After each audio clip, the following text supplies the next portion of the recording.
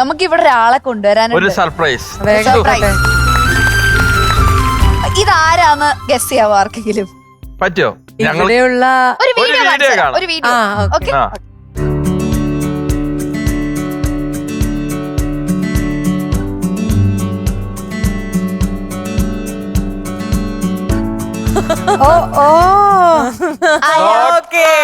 Doctor പാവനിയുടെ ഡോക്ടറാണോ? പാവനീനെ കയ്യില് ഈ പ്രപഞ്ചത്തിലേക്ക് എത്തിച്ചത് ഡോക്ടറാണോ? ഡോക്ടറാണ്. നമസ്തേ.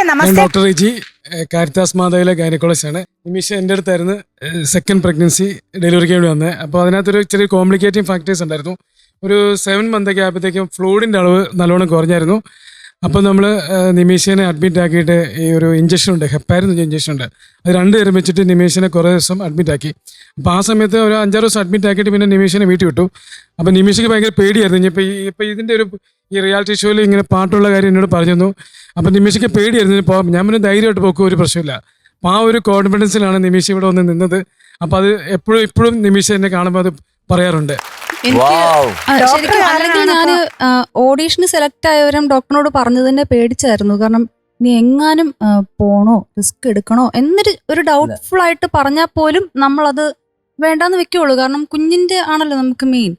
അതുകൊണ്ട് പക്ഷെ ഡോക്ടർ ഭയങ്കര സപ്പോർട്ടീവ് ആയിരുന്നു. ഡോക്ടർ പറഞ്ഞത് ഒന്നും പേടിക്കണ്ട, ധൈര്യമായിട്ട് പോക്കോ, വേണമെങ്കിൽ ആ ദിവസം ഇഞ്ചക്ഷൻ എടുത്തില്ലേലും കുഴപ്പമില്ല, ധൈര്യമായിട്ട് പോയി പാർട്ടിസിപ്പേറ്റ് ചെയ്തിട്ട് പോരെ എന്ന് പറഞ്ഞ ഡോക്ടർ കാരണമാണ് സത്യം പറഞ്ഞാൽ എനിക്ക് ഇന്ന് ഇവിടെ നിൽക്കാൻ പറ്റിയത്. ഡോക്ടറിന് ഞങ്ങളുടെ ഒക്കെ ഒരു വലിയ നമസ്കാരം ആൻഡ് താങ്ക് യു ഉണ്ട്. കാരണം നിമിഷ ഇവിടെ വന്ന് എന്തൊക്കെ സംഭവങ്ങൾ നടന്നു അതിനുശേഷം ഡോക്ടറാണ് അതിന്റെ പിന്നിലെ.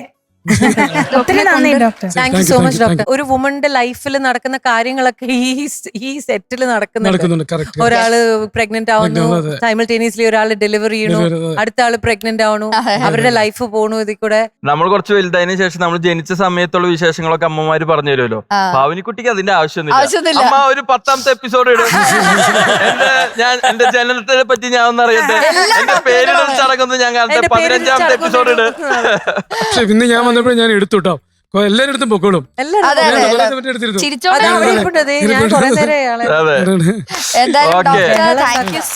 ഞങ്ങളുടെ മ്യൂസിക്കൽ വൈഫിന്റെ പാട്ടായതിന് ഒരുപാട് സന്തോഷം. എന്നെ ഈ പ്രോഗ്രാമിലോട്ട് വിളിച്ചതിന് ഇതിന്റെ ഓർഗനൈസേഷന് very thank you so much. Doctor.